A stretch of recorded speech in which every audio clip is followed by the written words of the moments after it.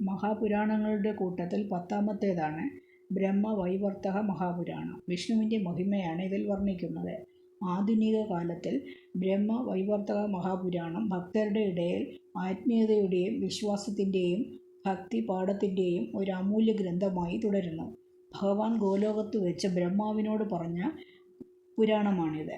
ബ്രഹ്മാവ് ധർമ്മനോട്, ധർമ്മൻ നാരായണ മുനിയോട്, മുനി നാരദനോടും, നാരദർ സൂതനോട്, സൂതൻ നൈമിഷാരണ്യത്തിലെ ഋഷിമാരോടും പറയുന്നതാണ് ആഖ്യാനക്രമം.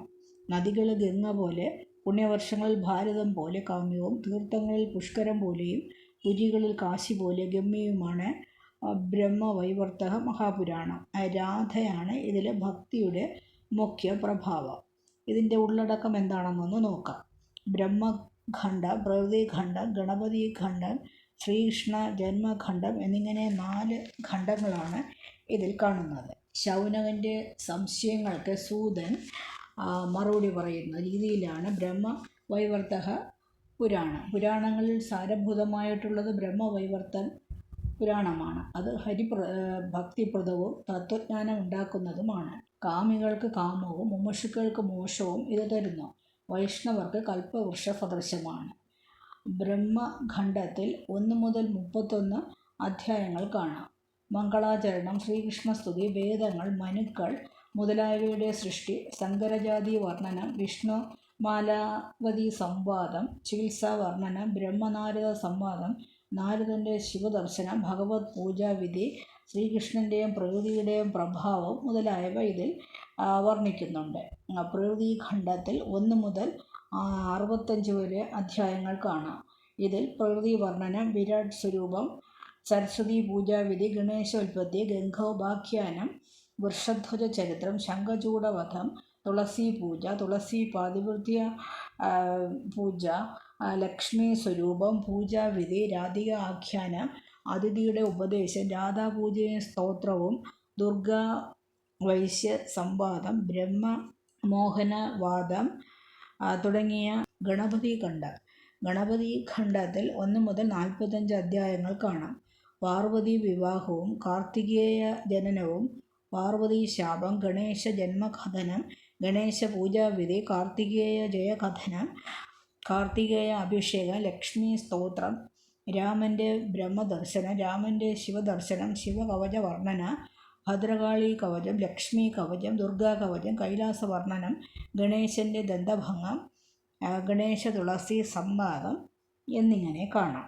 ശ്രീകൃഷ്ണ ജന്മഖണ്ഡത്തിൽ 1 മുതൽ 133 ചാപ്റ്റേഴ്സ് വരെ വിവരിക്കുന്നത് നോക്കാം. രാധാകൃഷ്ണ ദർശനം, പ്രശംസ, ശ്രീകൃഷ്ണ സ്തോത്രം, ശ്രീകൃഷ്ണ ജന്മാഖ്യാനം, ജന്മാഷ്ടമി വ്രതവർണ്ണനം, പൂതനാമോക്ഷം, ശഹടാസുരവധം, നാമകരണം, രാധാകൃഷ്ണ വിവാഹം, വൃന്ദാവന വർണ്ണനം, കാളിയമർദ്ദനം, ഗോവസ്ത്രാപഹരണം, ഏകാദശി വ്രത നിരൂപണം, ഗോപി വസ്ത്രാപഹരണം, രാസലീല പ്രസ്താവം, അഷ്ടാവക്ര മോക്ഷപ്രാപ്തി, പാർവതി തപസ്, സതിയുടെ ശരീരത്യാഗം, ശങ്കര വിവാഹം, രാസക്രീഡാ വർണ്ണനം, ശ്രീരാമകഥ, രാധയുടെ ശാപം, യാത്രാമംഗളം, കംസവധം, നന്ദസംവാദം, ആധ്യാത്മജ്ഞാനോപദേശം, ദുസ്വപ്ന ശാന്തി, വൃന്ദോപാഖ്യാന യുഗനിരൂപണം, കൃഷ്ണൻ്റെ ഉപനയനം, ദ്വാരകാ നിർമ്മാണം, രാധ യശോദ സംവാദം, ഉഷബാണ നിരുദ്ധം, സമാഗമം, സംവാദം എന്നിവയും കാണാം.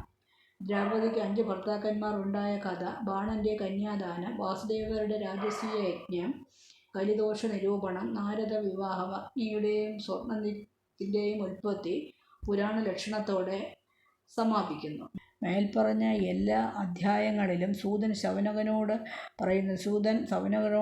പറയുന്നത് ബ്രഹ്മഖണ്ഡം മാത്രം ശ്രവിച്ചാൽ തന്നെ പുരാണം മുഴുവൻ കേട്ട ഫലമുണ്ടാകും. ബ്രഹ്മഖണ്ഡം ബ്രഹ്മനിരൂപണവും അനിർവചനീയവും മഹത്തരവുമാണ്. പ്രകൃതിഖണ്ഡം പ്രകൃതി ലക്ഷണം, ലക്ഷ്മി, സരസ്വതി, ദുർഗ, രാധിക എന്നിവരുടെ ചരിത്രം, ഗംഗ ഉപാഖ്യാനം മുതലായ കാര്യങ്ങൾ പ്രകൃതിഖണ്ഡത്തിൽ വിവരിച്ചിരിക്കുന്നത് കാണാം. ഗണപതിഖണ്ഡത്തിൽ പ്രതിപദം മനോഹരമാണ്, ഗോപ്യവും രമ്യവുമാണ്. ശ്രീകൃഷ്ണ ജന്മഖണ്ഡത്തിൽ ആപാദമധുരവും മോക്ഷപ്രദവുമായ കാര്യങ്ങളാണ് പറഞ്ഞിരിക്കുന്നത്. ഇതൊക്കെ കേട്ടിട്ട് സൂതനോട് ശൗനകൻ പറഞ്ഞു, വിഘ്നം കൂടാതെ ബ്രഹ്മവൈവർത്തക മഹാപുരാണം മുഴുവൻ കേട്ടതിനാൽ എൻ്റെ ജന്മം സഫലമായി. കൂടാതെ ശൗനകൻ പുരാണ ലക്ഷണവും സംഖ്യയും പുരാണങ്ങളുടെ സംഖ്യ പറയണമെന്നാവശ്യപ്പെട്ടു.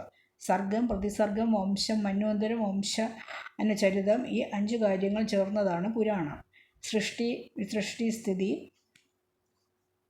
ഈ 3ൻ്റെയും പാലനം, കർമ്മവാസന, മനുക്കളുടെ ചരിത്രം, പ്രളയവർദ്ധന, മോക്ഷനിരൂപണം, ഹരികീർത്തനം, വേദകീർത്തനം ഇവ 10 കൂടിയാണ് പുരാണമെന്ന് പറയാം. എന്നിട്ട് ഓരോ പുരാണങ്ങളുടെയും ശ്ലോകസംഖ്യകളും പറഞ്ഞു കൊടുത്തു. ബ്രഹ്മപുരാണം 10,000 ശ്ലോകങ്ങൾ, പത്മപുരാണം 59,995, മാർക്കണ്ഡേയം 9,000, വൈഷ്ണവം 23,000, അഗ്നി 15,400, ശൈവം 24,000, ഭവിഷ്യം 14,500, ഭാഗവതം 18,000, ബ്രഹ്മവൈവർത്തം 18,000, നാരദീയം 25,000, ലിംഗപുരാണം 11,000, വാരാഹം 24,000, സ്കന്ദം 82,000, വാമനം 10,000, കൂർമ്മം 17,000, മാത്സ്യം 14,000, ഗരുഡം 19,000, ബ്രഹ്മാണ്ഡം 12,000 എന്നിങ്ങനെയാണ് പറയുന്നത്.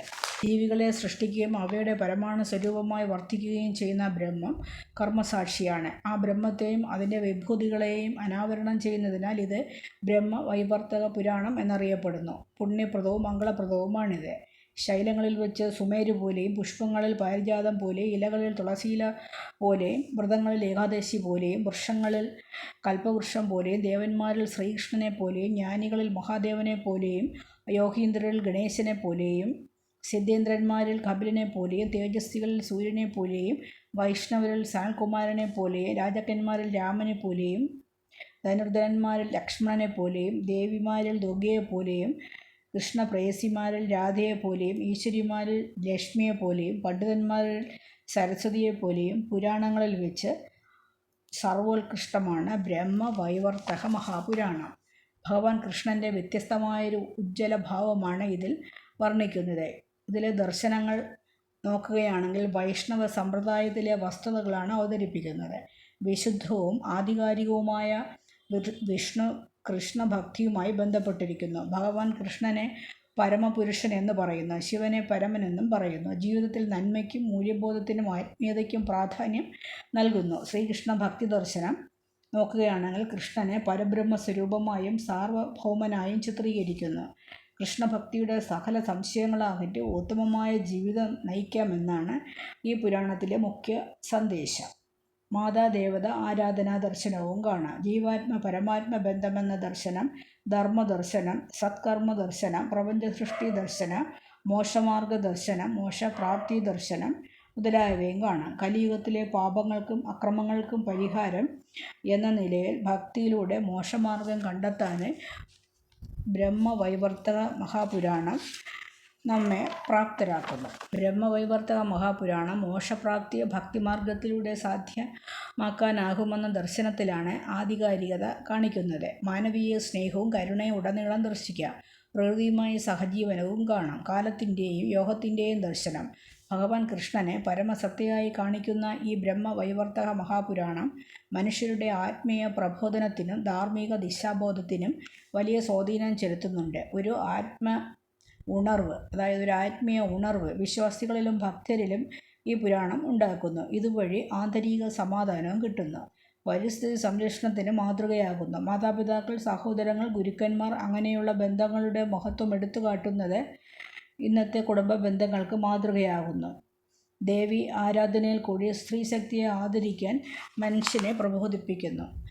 ബ്രഹ്മം കർമ്മസാക്ഷിയാണ്. ഈ ബ്രഹ്മത്തെയും അതിൻ്റെ വിഭൂതികളെയുമാണ് പുരാണം അനാവരണം ചെയ്യുന്നത്. പ്രപഞ്ചത്തിൻ്റെ സർവത്തിൻ്റെയും സൃഷ്ടിസ്ഥിതി ലയങ്ങളുടെയും മൂലഹേതുവാണ് കൃഷ്ണൻ. പ്രളയകാലത്ത് ഒരു തേജപുഞ്ചം മാത്രം സൂര്യകോടി പ്രഭയോടെ അവശേഷിക്കും. അതാണ് ശ്രീകൃഷ്ണൻ.